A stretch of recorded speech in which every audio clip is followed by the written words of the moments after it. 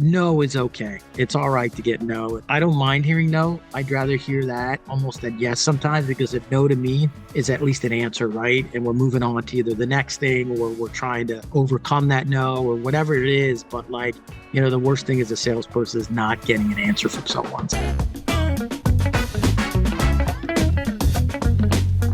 Brett, can you tell me about your upbringing and maybe some of those first jobs you had that kind of set you on the path to being an entrepreneur and a business innovator? I think the first thing I would say is my father was a salesperson. So I saw firsthand what that looks like. And so for me, it was just kind of part of my everyday life. Like I'd hear him talk to customers occasionally at night. Back then it was, no cell phones, but on a regular phone. Um, and so I kind of saw the value that he would provide and how he did it. And also, um, what success looked like for him and failure. And I kind of thought to myself that I could maybe do the same thing that he could do. He typically always worked for someone. Um, and I think, one of the things that I realized about sales was the ability to maybe sell for your own company that you started or founded. And that's kind of how um I sort of looked at things.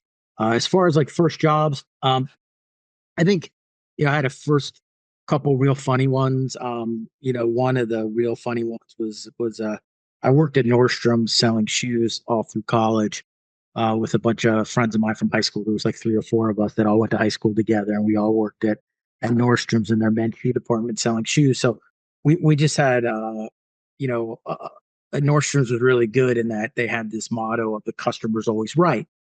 And I learned a lot back then. Like even if someone would bring in a shoe that was really old and damaged, but they had the Nordstrom's number on the bottom of this shoe, they with a smile on your face, you'd have to return it. And I learned a lot about how to make people happy, and that the customer's always right, and that sort of like mentality. It was also a sales floor, so it was commission only. So you were on the floor with like 10 or 15 different people. So it was a very sharky environment, I would say. And so you'd really have to be aggressive, and you'd have to, um, do little things like when someone would come in to buy an expensive shoe because you would sell men's shoes. The manager, who's a really good guy, he would tell us bring out two pairs in different colors because men don't like to shop that often. So if they find something they like, just sell them the second color. Little things like that you would sort of pick up and kind of made you a good salesperson. And it was just a great job in learning how to sell. And it was very similar to an in your face sale, because you were one on one with the customer, and then you go in the back and you fight the salespeople for the different sizes and the colors, and everybody be yelling at each other. And it was kind of a funny environment. Another job I had was actually one of the first jobs I had come out of college. And when I came out of college, there was an earthquake in Southern California. And it damaged the area that I lived in pretty badly. So I couldn't find like a job that I kind of wanted to coming out. So a friend of mine was doing collections for the local newspaper, the Daily News. And it was a pretty crazy job. Basically, they give you a list of people who owed money to the newspaper, right? Whether it was $50 or 75, or some people would owe 500. And these were people who either didn't want to pay or couldn't afford to pay. And what you would do is you'd call them up and you would do collections, but the collections where you'd have to set an appointment with them and go meet them in person. And if you collected the money from them, the Daily News would give you 50% of the money. And so the areas where the people lived, a lot of times were very poor, bad areas. So you knock on a door in like an area of Los Angeles that's like, you know, it was just pretty wild. Like, things that you saw, I had guys chase me, when I'd come to the door, like all kinds of things. Um, A few funny things too that like I once called Mike Piazza because he owed money to the Daily News, and I got his voicemail. It was not his voicemail; it was the time his answering machine that said like he was on the road. So if it was someone who he needed to get back to, blah blah blah. So it was just kind of funny, a lot of funny stories and things like that. But all of those experiences, I think, helped shape me to understand that like you know no is okay. It's all right to get no. It's like it just I have this ability, I think, probably I know you have it as well.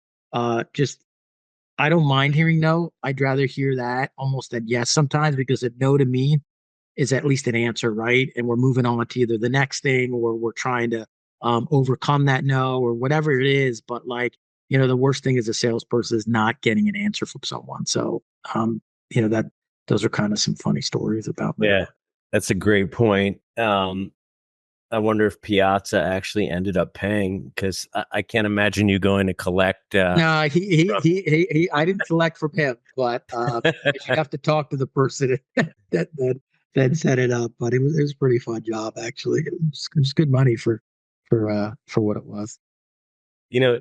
Tell me about that.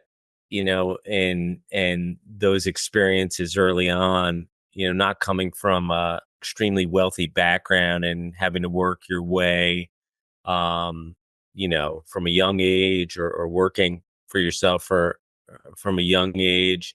What what is it that you still take from those early days and experiences, whether it be through your dad or through just your job at, the Daily News in LA or Nordstrom's, that even to this day it's something that, after all the businesses you've built and sold, that you still kind of carry with you that has been one of your guiding values? I think the thing that maybe you get when you don't have a very good safety net um, is the is you just get a tremendous work ethic because you are very afraid to fail and there's not a lot of options if you do. So like for me, it's always been, no matter what stage of financial um what stage I am financially, I always view things in a fall off a cliff manner. Maybe I'm not saying it's a healthy psychological state by any means, but it is true, right? I have this you know this desire inside to continually just want to work and do better for now for my family and for the team that we built. um you know that's a really important part of all of this. And yeah, just that birdie, and also the I think part of this I think I got from you actually was, and I actually remember you saying this, which is like, if someone else could do it, why can't we do it? Like what's wrong? I mean, look, this guy did it, right? Like, if they could do it, we could do it. And that's a very big belief that I have. I don't really, and that's probably one of the bigger things I've seen with people that we've worked with over the years and that aren't necessarily willing to go out and every day sell. It's what I really respect about salespeople and generally is like, you have to kind of have that mindset, or because you have to take a fairly big risk, right, most days to survive. So that's kind of what it is. So tell me about, your early days, because you, even being an LA guy and mellow California type, you ended up in New York. And what was that like in some of those first jobs that you had? Yeah, wasn't really thinking about coming to New York. I was born on the East Coast. I was born in Philadelphia and moved when I was about 4.5 to Los Angeles. My parents moved out there. My dad was a pretty hardcore Philly guy, and my mom was from Brooklyn. And anyone who knows my mother, she's a very typical Brooklyn person. So and there were, so in LA, we were fairly, I grew up with a lot of the aggressive East Coast personalities surrounding me, even though I was, you know, from the West Coast, or grew up there. Uh, I came out east. Truthfully, it was a guy that named Mike Kahn, good friend of yours, good friend of mine. Introduced us. He introduced us, Connie, and he's the best. And he like, I don't even know if he remembers this, but I wasn't doing anything. I was working at Nordstrom selling shoes, and like, uh, me and my friend, we worked the July sale, and I was already like 6 months out of school, and I'm selling shoes at Nordstrom's. Not that that was a bad job; it was great. I loved it. But and me and my friend Andy Lerner, like, we just one day after we sold, we had this really big sale in July, the summer sale. And we're just like, why don't we do something that all the other kids are doing? Like, why don't we go to Europe? And we literally just like quit our jobs at Nordstrom's, and we just took backpacks and we took all the money that we made in the sale. And like a week later, we were like traveling through Europe, like with no money, no plan, no anything, just did it, right? Like, we had so much fun. But I come back like 6, 8 weeks later, and there's nothing, right? Back home again, the reality hits me like, oh, all right, you know, no job, no anything. And Khan was just like, bro, why don't you come out to New York? It's like, it's fun. Like, there's more jobs. Like, I didn't even know if there were more jobs, but he said there were. You know, uh, at the time, Khan's dad was a big Wall Street guy. He was like, maybe my dad will introduce you to some people, blah, blah, blah. And I had nothing going on. So I said, all right, yeah, like, maybe I'll do it. I literally took my like last, I think I had maybe $800 on me. Um, I bought a plane ticket. I actually called my cousins up. My cousins that I didn't see a lot, they were in New Jersey, because Khan was, I think, living with you, and there was no other space. Yeah, we were roommates at the You were time. roommates. It was a very small place, and so I couldn't stay with you guys. So, and he was one of the only people I knew out there. So I actually called my cousins in North Brunswick, New Jersey, and it was pretty funny because they're my cousins, but they're a lot older, right? They're like my third cousins. My mom's like, second cousins, and they're like, you know, in their 50s then, and like their kids are already out of the house. And here I am calling them up saying, hey, can I stay on your couch for a little bit? Like, and they're like, oh yeah, we have an extra room for you. And it's like I stayed in my cousin Ryan's room, who's like only a few years older than me because he was living in Delaware at the time. So I did 2 months in their house. It was the most uncomfortable like situation because I didn't really know them that well. And every day they would go to work and I would be sleeping because it was like 6 a.m. when they'd leave for work. And they'd come home like 6 p.m. and I'd still be in the house in the same place. And they didn't think I did anything every day, even though I was going out looking for jobs, doing everything. So it was a pretty funny situation. And then I eventually landed a job at this company called Record Press. It was actually a really good job. It was I sold legal printing to lawyers.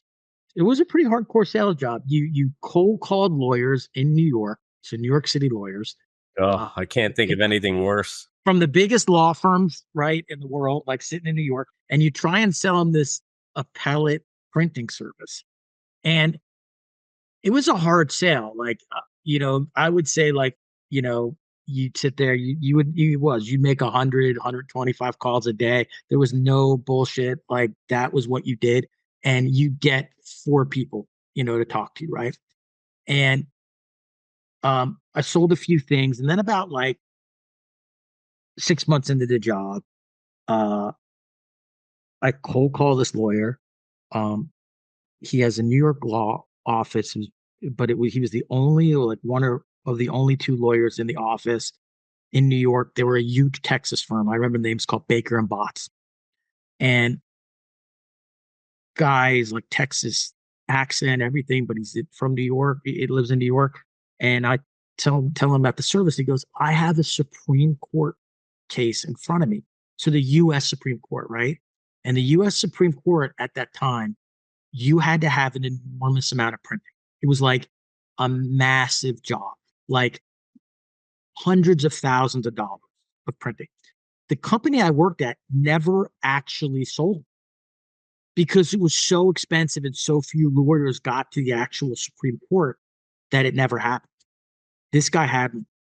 Um, I go meet him, right? I didn't know anything about it, like the Supreme Court or anything. I sat down with him and he basically was like, I need help. And I brought in my boss and, the paralegal that they had that did all the work, and we closed a $300,000 deal. Like I Wow. basically closed it. So I'm supposed to get the deal was it was like 15 or 18% commission, right? Because my base salary was like $18,000 at the time, right? And like after we sell it, like, you know, 2 weeks later, still no commission check, whatever. I know that the guy, they always required a lot of upfront payment, especially for this deal. So like I know we paid at least half, right? And I was like, what's going on? And just kind of slow played me. A month goes by, no payment still. I know he's paid pretty much the whole thing. And and the boss goes, my manager goes, hey, I need to talk with you. Comes in, he goes, look, we can't pay you the commission. You're too young. Like, like we didn't expect you to sell that much. Like we didn't expect anyone to like land that kind of deal. And for them, it wasn't even. It, so this is what we're gonna do. They probably owed me like somewhere around 50,000, I think. You know, um, we're gonna pay you 20,000, but we're gonna do it. We're gonna increase your salary for 20,000. That's what we're gonna do, and that's what. And I was like, what? Like this is crazy. And it was like a disheartening moment, right? They're basically telling me like, we'd rather lose you or not have you or whatever, like than pay you because like that money that they made, they wanted to save basically they were saving almost the whole thing because they were paying me basically 20,000 of a $50,000 deal over 52 weeks, right? Instead of, but I had no money, right? I had no anything.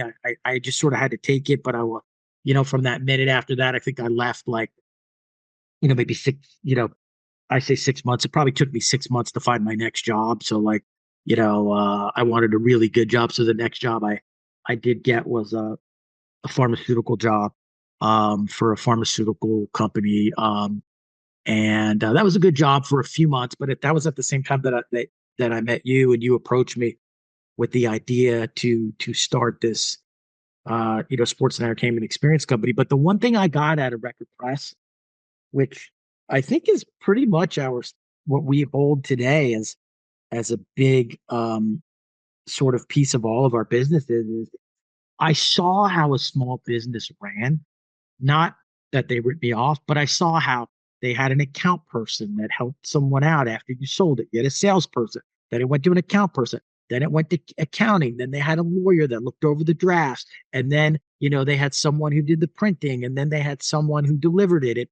I saw how a small business is run, and they were pretty efficient. They weren't the best. It wasn't the best experience, getting ripped off of the Yeah. commission. But I did learn a tremendous amount. And I think, when you came to me and asked me to join, what was Tuckman Sports at the time, um, I think that those systems that we put in place, a lot of it came from some of that knowledge that I gained. So It's kind of funny because I never even realized that because I know you've always been great in terms of obviously sales, but also I think something that you have that I was really never good at, not my forte, is being able to put systems and operations in place. And it sounds like Record Press, although they ripped you off for like 50 grand, yeah, which is also interesting because I think it's one thing both of us you always had the made. same thing. Yeah, you And yeah, yeah, the same situation. like taking advantage of young people. It's horrible, you know. And it's just greed, and it's so stupid because we both could have made in both our situations, and I had a similar situation to Brett Yeah, where I wasn't paid. They were just like, hey, you're young, you should just be happy getting what you get. And that was one thing that we always I think we're really good at.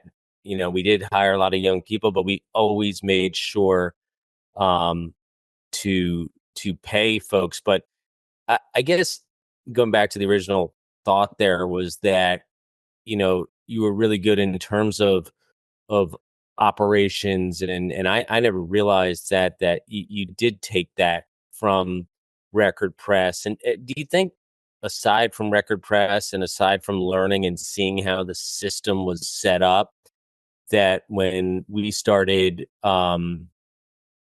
TSC, you know that you were able to kind of have a vision for how everything would operate? Was it strictly from that one experience, or Yeah, I think it may have been. I mean, I did see my dad a lot. He sold this free TV movie news guide. I mean, you talk about a racket. It was unbelievable. He would sell small businesses these coupon ads, and the distribution was they would leave these little magazines on the counter when you go to check out at supermarkets. And so it was so he'd have to do the artwork himself. I'd see him do that. He'd have to set the ad up. He'd have to call the client. He'd collect the money. He sort of did everything in front of me because we had a very small apartment. He didn't he actually was a very good salesman, but he had his own personal issues. That is why we never had any money. But he he would kind of do it on the kitchen table, and I'd see it, and like maybe that was part of it. I never really thought of it. Um, I also wasn't, um, kind of when I was in college, I was one of these guys that, like, I don't know, I for some reason, like, I would always say I'm a jack of all trades, master of nothing. Like, things come very quick to me, but like I'm not very deep and things. And so even when I was in college, a little bit, like, one thing, I was kind of organized. I don't know how. It just kind of always happened. Where, like, it was that kind of thing. And maybe it's just like I worked in college, so you always had to manage your time. I worked at night at a bar, and like I'd have to make sure that, like, I get to class in time and then work on time and then all this stuff. And so, I think all of that kind of just sort of sets you up for, like, a different mindset, right? Than I don't know, but that's kind of all those little things. all right, let's get to the good stuff here. Yeah. So we meet at the Fridays. Fridays, and I tell you about what I'm doing, Hmm. and you remember me from that crazy night in Arizona with Khan. Yep. Yep. And I come to you with this idea. I think Hmm. Khan had told me, you should hook up with Sklar. He's looking to do something. You guys are similar. Hmm. Um, what was it at that point? And my memory's shot. What exactly happened, and how did we move forward? Yeah, you told me what it was. Again, I had a pretty good job. I wasn't that long into the job. I was probably only there like 4 or 5 months at the time when you approached me. Um, but I liked the idea, and I didn't have a lot to lose. I didn't really want to. I think in my mind, this is gonna sound bad, but I wanted more than my family had, right? And I just didn't feel like if I just continued in pharmaceutical, like, yeah, I could maybe make some decent money, but like that's not what I wanted. I wanted to, I guess I wanted to, have, the ability to do what I wanted, right? To put it in a way that is, I guess, true for most people. It's not that you wanted the riches or anything like that. You just, I felt like I wanted to start something. I also saw, I think because of the printing job that I had and the pharma job, that I was a pretty good revenue earner. Like I knew that, like, I could pretty much sell, especially after the legal printing job where I cold called lawyers. I think I had a pretty good understanding that I was that I could sell at a high level. And I thought you had a good idea. Um you had been, kind of doing it, right? I mean, so you knew like it was sellable and doable. And I just remember saying to you, like, hey, if we do this, I just want to have some ownership in the business because I don't have any money to put up, but I'll work and I promise you, I'll earn and you know, and you were like, if you do well, I'll take care of you. And we started at a handshake. I don't even think I got much of a salary. I think it was like $11,000. I think that's what it was. I know people are going to say like that's what it was, something like that, like 11 or $13,000. It's just enough. Maybe it was $1,000 a month, maybe mid 12. And then I got 33% of what I earned. Right? You were like, I'll give you a 33% commission, and I remember, it took us a few months. It probably took us like 3 or 4 months after that to kind of get together and just do it. You were sort of getting all your ducks in a row to leave all of this, different items that it took to start a business, which none of us knew. But Hmm. you knew more than me about starting the business at that point. You had already like incorporated and all that stuff.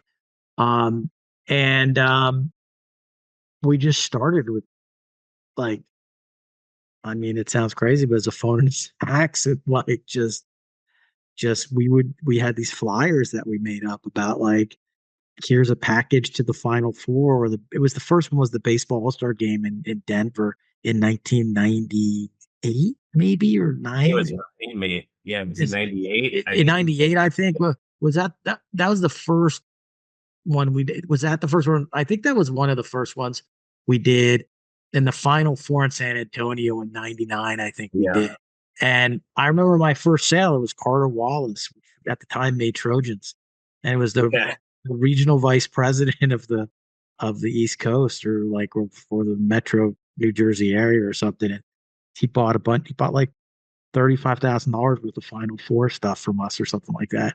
And then you did a big one with Block Distributing. I still remember that. You did like 100 tickets for the big distributor. Yeah, yeah. And then Fred Chop Malampy. too. That was his Josh name. Cantu, Fred Malampy was another guy. Fred Malampy, Frito Lay. Yeah, Fred Malampy was another guy. And we had all these clients. We had actually a lot of Great clients for our clients. first couple of events. And, you know, we did it the old way, kind of I've heard the Airbnb guy said, I forget his name, but like we sold it, we ran it, we did it all. We sent the letters to the clients, like the packages, everything, like everything we did ourselves, but it was sellable. Like we were doing it, we were going at it and money started coming in and I think we saw that we were onto something. Not a lot of people were doing it in the way we were doing it. And we had a lot of challenges. I mean, but you talk about the innovation part of this, and I think that that was a very innovative thing that, you came up with and I kind of added to, which was just, we were a very small team. It was me, you, and we had Belinda Buchanan was our other person Belinda. that we had. If she's listening, good person. And she just helped us with like kind of, shipping stuff out and all those kind of things. But the innovation part of it was like you realize that no one really was really selling the actual travel package. They were really selling either just ticket only or they were selling as part of like an ad that you had to buy. But no one was just saying, I'll give you a ticket, a hotel, breakfast, a gift, a, a party, or an event when you get there and wrapping it up. And I think that that innovation or that part of it was what set us apart, early on. And then we were able to see that there could be a business, right? And once you kind of taste that and you see it, then it's about just like, you know, digging into it. And we were young, we were 24 each or so. And, you know, so it's a lot. It was, we hired people. I think by the time we were 25, we started hiring people and it was like crazy because we're 25 and like 21-year-olds are like looking up to us because they're like right out of college who we're hiring. And it's like, it's just insane because we were in no position to manage anyone or like, No, I even don't if even know if they looked up to us. I don't even, I mean, I we don't were think. it was such a We're so crazy, young. so crazy company, it was just so nuts, that like, I mean, it was fun, but it was fairly You insane. know, one thing about that in TSC, I mean, there's a lot of good stories, and you talk about the innovation we came up with, at that time, not a lot of companies, you know, they would give a client a couple tickets, maybe a hot dog, take them to a Yankees game or whatever it may have been. And Yeah. we really focused on doing it right. And like you said, I just want to hit on, I remember, we took so many lumps just learning that business. Like the guy who sold us those baseball all-star game packages, I remember that. Yeah, he didn't show up or something. He was out of Jim Wilson or something like that. Steve Wilson. Yeah, yeah, Steve yeah, Wilson. That was him. Yeah. yeah, Wilson Sports. yeah. Only a few old timers will remember that name. Maybe Oh more. my God, yeah. He was one of the Those are guys. first, but he Yeah. just he didn't deliver, and No, we took a lot of lumps and really kind of learned the business because it was completely new.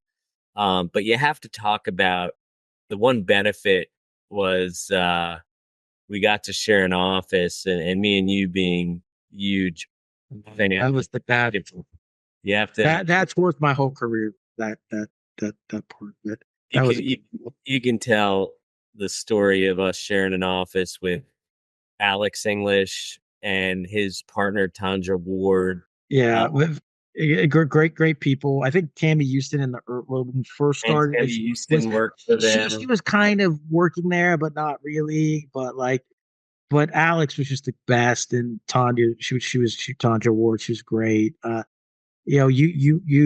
remember we're about to start, and we need some kind of office because we had nothing. And you're like, "Hey, do you remember Alex English?" And I was like, "Of course." The Nuggets. He's like the best player ever on the Nuggets. And you're like, "Yeah, I met him at this place, Basketball City."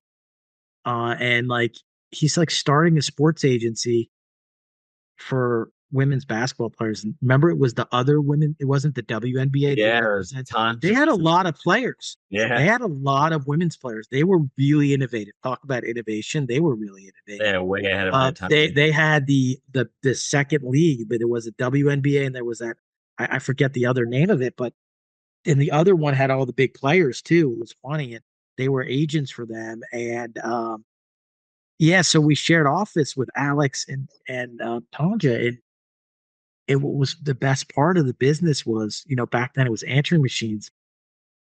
Our office was right by the main phone where the answering machine was hooked up for Alex, and it was all Alex's old friends from the WNBA from the NBA, excuse me, would call, and he would listen to the messages out loud, I and remember. you would just die laughing because it was like the greatest players of all time. It was like, yo, Al, it's Big Gabe James, like I'm coming to town, and be like, that's James Worthy. Like it was like, and it was like the best. And he was the greatest guy. Like anytime Yeah, he was. someone came in to meet with him, and a lot of guys came in, like Kiki Vandeweghe and all these Yeah, great players. He would bring us in and be like, "Hey guys," and we didn't have a business with him. We were just sharing office. But guys, come on and meet Kiki Vandeweghe, and he was just the greatest guy. We just had so much fun. That was a great part of it. Like he really did. Like it was a huge benefit. He was also an older guy, older than us. I don't know how old he Alex was is. probably younger. He He was was probably probably about our age right now, or maybe even a no, no. little. Alex probably in his 70s. No, not now. I'm saying when. Oh yeah, yeah. But now, yeah, yeah. He was probably yeah in his 50s. And so like he was they knew more about running a bit. Like it was interesting. So we kind of we they were just really nice to us, and it was good because you kind of needed that in the position we were in because we were going at it like all day and night, like just it was a nonstop business, right? And the risks were huge, like that's the other thing about innovation, right? Is like you got to be able to take some risk, right? And the risk was that we didn't have any idea if it would work, what we were doing, but it did. And we tried to hire people like after like a year, but remember it was the dot-com age, and we'd Oh have kid, God, we'd yeah, have kids coming in and like 2000. 99, and they would ask us for like $100,000 salary. We didn't even make 100,000. The company's And not. equity, and It was in equity. equity, and it was a nuts time, and so we couldn't hire for a while either. Like that was the other thing. It was just a hard, but everything's hard, right? You just do what you got to do. So it's all good. Well, it took us, we went through a lot of, I mean, we can go through a lot of stories. This was pre StubHub. In fact, Yep. we met with Jeff Fleur, who started StubHub when he was starting, and Yeah. worked with him initially. Yeah. He was And a smart guy. a lot of these people who were innovating at the time in this Yeah. space. Yeah. He was the biggest innovator for sure. It's pretty incredible what he took, that fragmented broker Yep. market, and what he did. But we were doing that, and then 9 years later, we end up selling the business. We go to work for a private equity company called Fingston Partners, and just tell me a little bit quickly about that, and then I want to get to the next step in your career. And Sure. you had a real good idea that really catapulted the next business we created with culinary. But give me a little bit a quick background working for a private equity firm, and the guys we Yeah. met too there Yeah, who. yeah, it was great. I mean, like, it was an experience, right? I always say I probably learned more from those private equity guys about how to run a business and how to think about a business and really how to set your emotional piece aside, right? Like that's what they're really good at is they're really good at financial engineering and they're really good at setting emotions behind.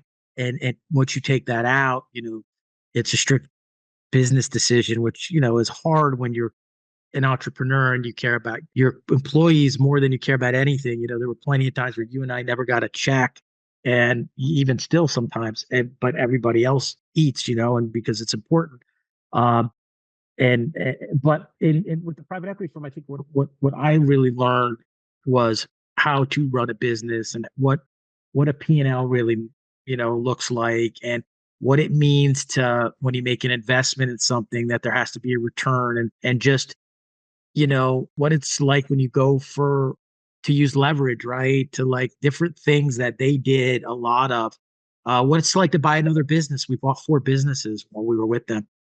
I think that was a very unique period for us because we were coming from our 20s where we did everything ourselves. And when I say everything ourselves, I don't mean it in an egotistical way. I mean it that we were self-taught, right? We didn't really have any other way of doing things. We just did it based on learning. But then you go into an environment for private equity firms where they own hundreds of companies, and they have processes that they know best practices, and some of it works, some of it is like doesn't work for you, but like what you do get it from it is just you get a great education on how to run a business, and I learned a lot from them, and I thought they were good people, right? I think they were the right private equity firm for us at the Yeah, they time. were good They guys. weren't from New York. They were from Chicago, so they had a much more different outlook. They were a little kinder, I think, than maybe some of the New York. Fingston Partners. Yeah, fixed partners, good guys. And we also rolled up a bunch of companies, right? And we got to know other guys that we had always done business with or had known in our industry. And we created a bigger business with them. And I mean, at one point the business was probably close to almost $100 million, right? Maybe. I mean, I don't remember the size exactly, but it was really big. And we saw how you do that, how you integrate people, and how you do it, and how you get along with people that are entrepreneurs that are like you, and people that are different. Like the guys that we were acquiring were from the South and from the Midwest, and we looked at companies over in Europe and like all that stuff. So it was a great experience, and you grow from it a lot, right? You learn a lot of stuff. So Yeah. that was a good period. I think in our career, and at least me personally, it was good to see that, and it ended up being a good deal for us as entrepreneurs. Without knowing it, we made a very good deal on our selling our first business. So Yeah. So talk to me about kind of the next phase. I know I'm rushing this along. There's so yeah, much no, stuff. it's fine. I mean, my life story is not worth any 20 minutes. I Um, you know, No, I mean, look, we were at Kingston. It was coming to the end. We were there a little over. I don't think it was quite 5 years, like a little over four, maybe. And Stayed a long time. our non competes ended, and you and I got together again, and we sort of said like, why are we sticking around? Right? We had a couple close sales. One was StubHub, one was the Ticketmaster. It just kind of went under. No, it was 2008. Yeah, StubHub it's was 2000. Yeah, it was different times, and so we get to about 4 years after we sold it, and it was just time for us to leave.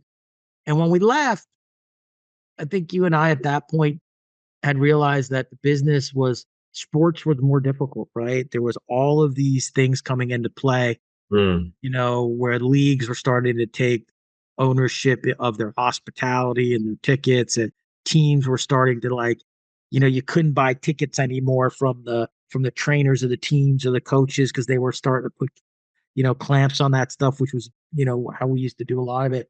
And so, one day we just had this idea that we wanted to do it a little bit differently. And the idea we kind of, came up with was I think maybe it was I was watching Top Chef one night, and I think it was about 2012 maybe or so. And I was just like, wow, what are these chefs like? Why does my wife cared about it so much? Like she wanted to watch this chef. And I was like, and I like remembered like hearing so much about the show and all that. It just had this thought like, what happens to these people when they come off the show? They have so much fame for like 20 weeks or whatever, and then they just go back to Houston or like Milwaukee where they're from. And I think our original idea was to sell travel packages, right, with these chefs. But that didn't kind of work out. So we started this company, Go Viva, right? Was another name first, but the name sounded like a brothel, so we changed the name. I forget the it name. was Elite It was Experiences. Elite Experiences, so it sounded like a concierge service for folks like that Diddy would use. So And the only problem with GoViva was I remember getting a call from Godiva. Godiva Chocolate. Yeah, they're immediately wanted to sue They us. must have Yeah. had a lot of time on their Yeah, hands, they but must have. It's incredible that they even found us. we ended up using them for holiday gifts, which We I thought did. was genius. But then people like got confused. Yeah, it was so confusing. So we start this Go Viva, and it really we were doing a lot of the same things, but I think our big innovation, and you talk about the idea is we kind of honed in on the celebrity chef thing, and where we got really it's a little bit of luck, it's a little bit of innovation, it's a little bit of just like thinking about things in a different way. And that's what innovation really is just thinking about things in a different way. Doesn't mean inventing something new. It just means like you're doing something one way, maybe there's another way to look at it, right? And I just remember calling up Eric Repair's restaurant, La Bernardin, and I just asked for Eric Repair.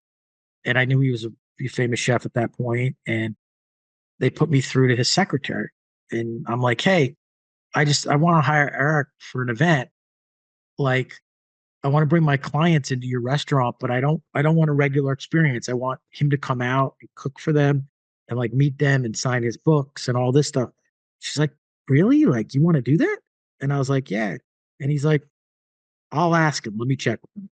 He calls me back. He's like, yeah, he'll do it as long as you order like $1,000 worth of food. He'll come out and do it. And I remember, I think you even sold it to like someone like Ericsson or something like that, or SAP.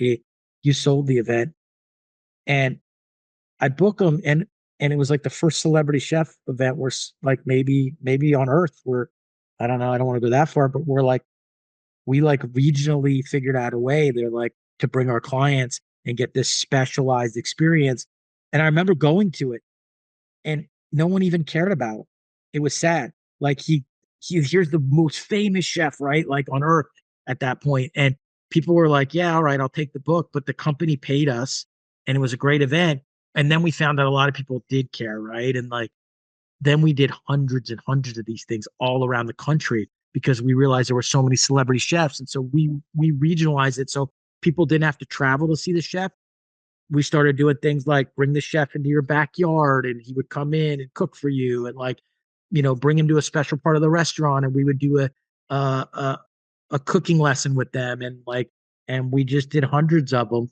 And it was that kind of innovation that made us, it got us away from the sports ticket, which was going down a bad path for us, I think, based on how we used to do our old business, and it opened up a new door for us. And I think that was the entree probably for us to get acquired by creative artist agency, because they were wanting an experienced business, and we still did a lot of sports. Don't get us wrong. We were still big players in the Derby and the Super Bowl and the Masters, and we always had those great clients.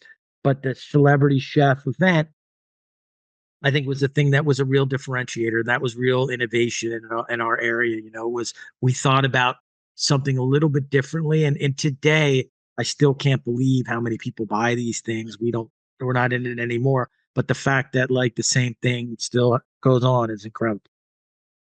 It's funny you talk about innovation.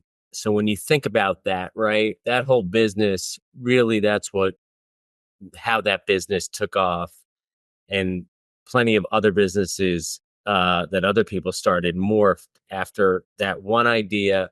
You're sitting there watching some chef show, and your wife is super into it, and it hits you. And like, just talk to me about that, because I remember when you came up and you said, "Hey, I got this idea. We should do these." And I was like, "Yeah, that it does sound pretty good," but I didn't know. I mean, to the extent of what would happen. But like, could you even, you know, Yeah, imagine? I don't know that I knew either. I don't think it was like, I don't think it was one of these things where like I said, "Oh, this is going to be the greatest thing."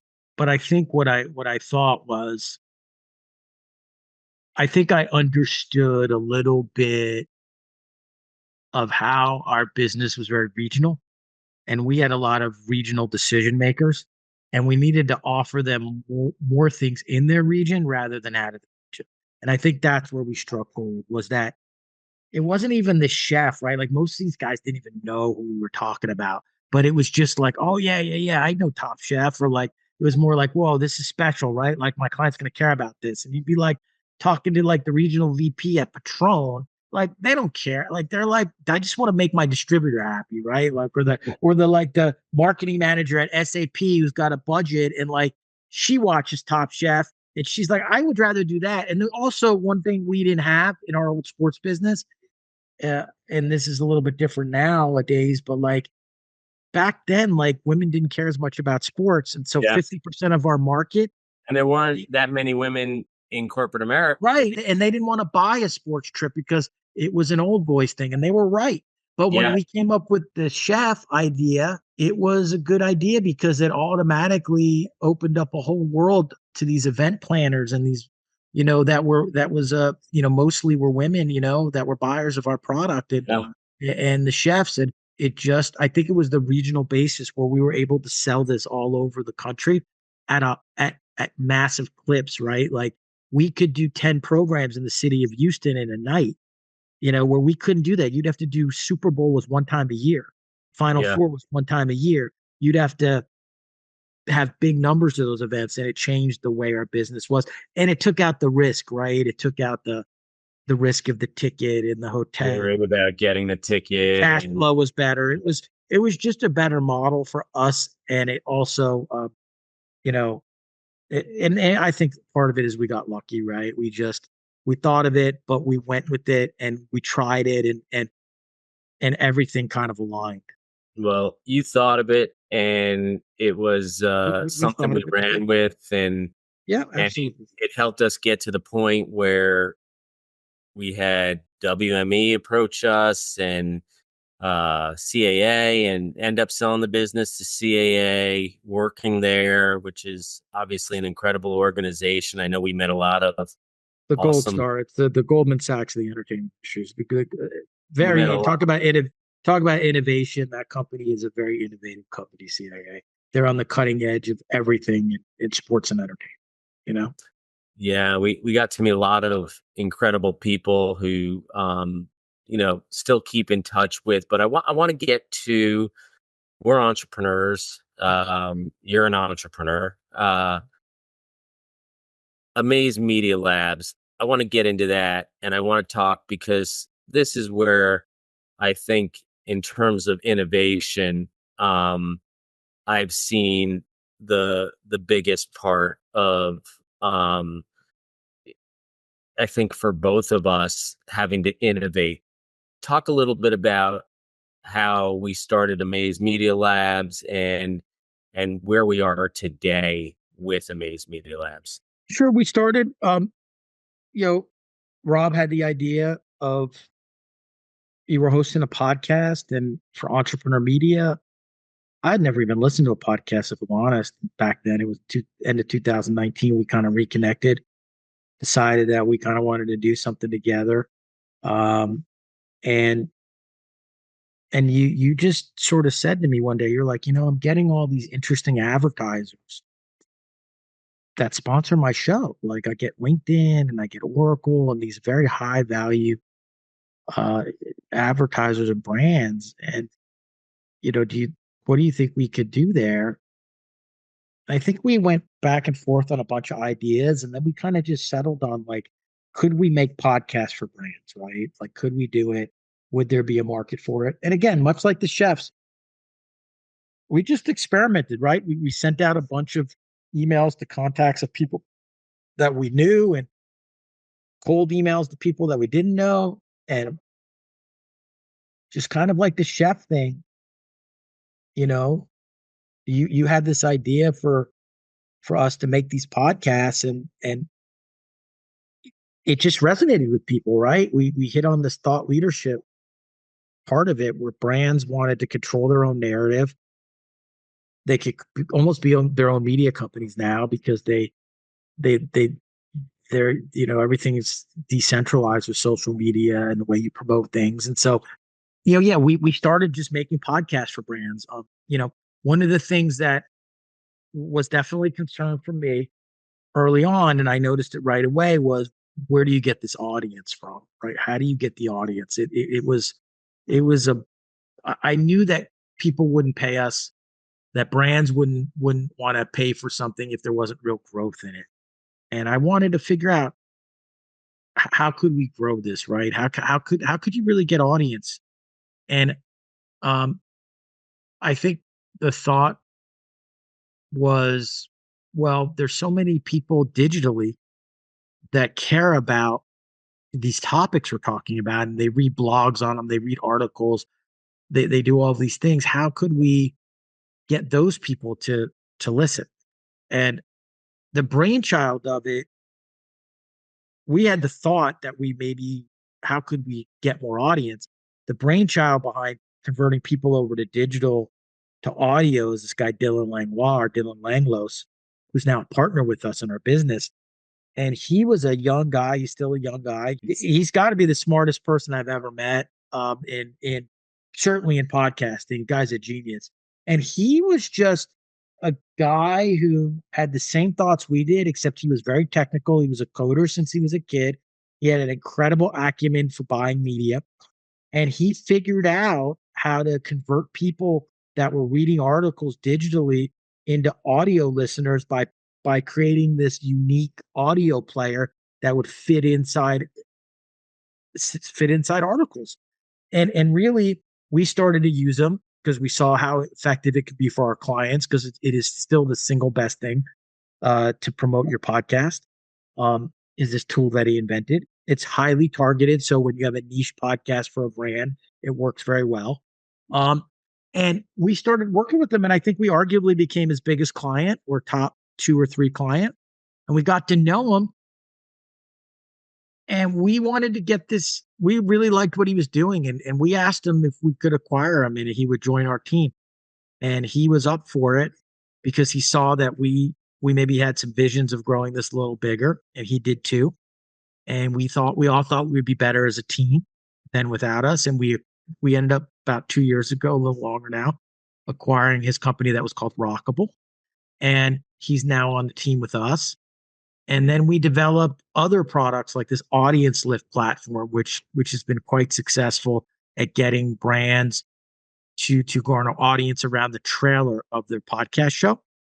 Talk to me about that, because you have the original product, right? The branded audience growth network that Dylan had started, put years in, works so well, extremely targeted. You can, if you're a pharmaceutical company, you want to target doctors in Yep. Philadelphia, but you, you saw, you had a vision for what was originally called Trailergram, now we call Audiencelift.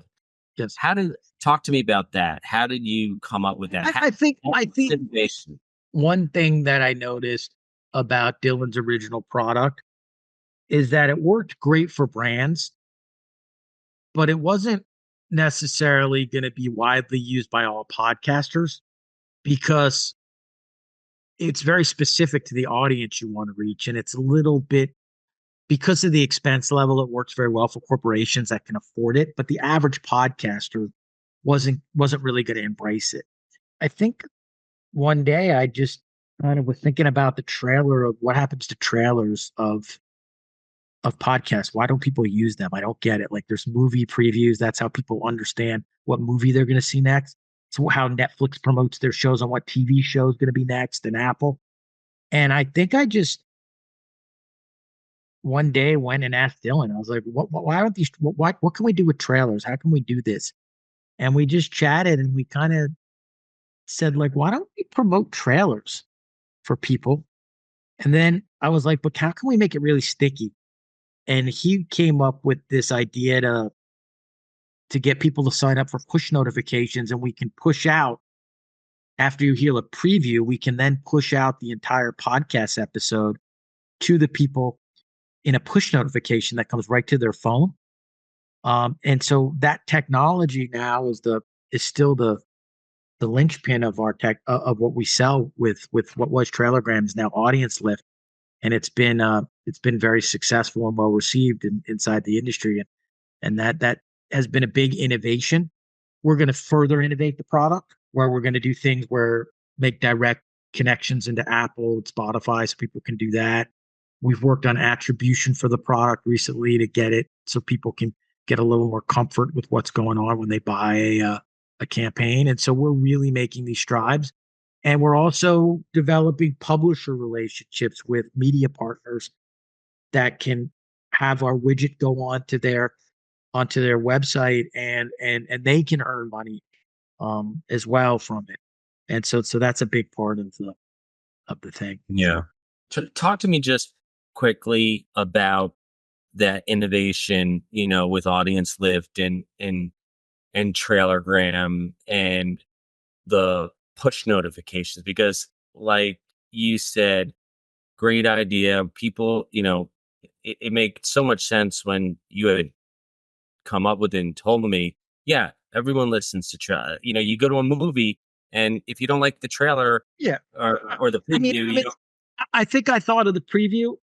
I think Dylan enhanced that with the push notification, with that feature, which then gives us the ability. So it basically, when someone listens to a podcast, you don't know who they are for the most part. You can get an image of them, but like you don't know their email, you don't know their phone number, you don't know anything. So once they listen, your hope is that they subscribe to your Apple feed, but it's very hard to get someone to do that. And so you miss the user, right? They listen, maybe they go to the next thing or whatever. This push notification feature that Dylan kind of, keyed in on now gives that podcaster control of their audience a little more, right? And now they're sending out push notification to someone's phone who listened to a preview, who said they liked it and they want that notification. And now we're sending them the next episode and the next episode after that. So now that podcaster has a way to communicate with their audience and engage with them. And that is a big innovation that we came up with this product that sets it apart from anything that's in the marketplace.